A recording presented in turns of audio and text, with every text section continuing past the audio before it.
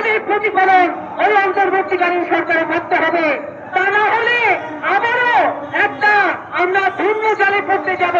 বন্ধুগণ, আমরা বলতে চাই যে আজকে স্বৈরাচারের পতন হয়েছে, কিন্তু স্বৈরাচারী ব্যবস্থার পতন করতে হবে। একটা স্বৈরাচার পতন হলেই আমরা শুধুমাত্র সন্তুষ্ট না। আজকে যে শ্রমিকরা জীবন দিয়েছে, যারা জীবন দিয়েছে তার অর্ধেকের বেশি শ্রমজীবী মানুষ। এই শ্রমজীবী মানুষের প্রতিনিধি ওই অন্তর্বর্তী সরকারে থাকতে হবে।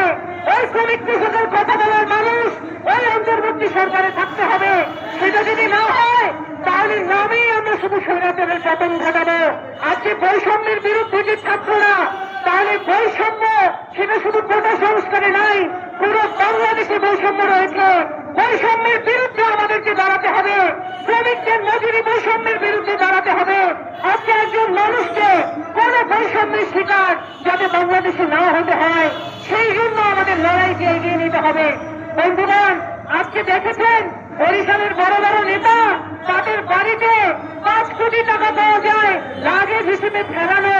অর্থাৎ এই নেতারা কত টাকা কামিয়েছেন যে লাগেজের মধ্যেই 5 কোটি টাকা থাকে, যে টাকা তারা ফেলে চলে যেতে পারেন।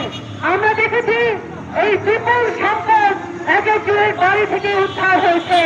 আমরা বলতে চাই, এই লুটপাটের সরবরাহ যারা বানিয়েছেন তারা যেরকম টিকতে পারেননি, অন্য কেউ যদি ওই লুটপাট করে মসনদে বসে থাকতে চান, বাংলার ছাত্র জনতা কাউকে এই লুটপাটের মসনদে বসতে দেবে না।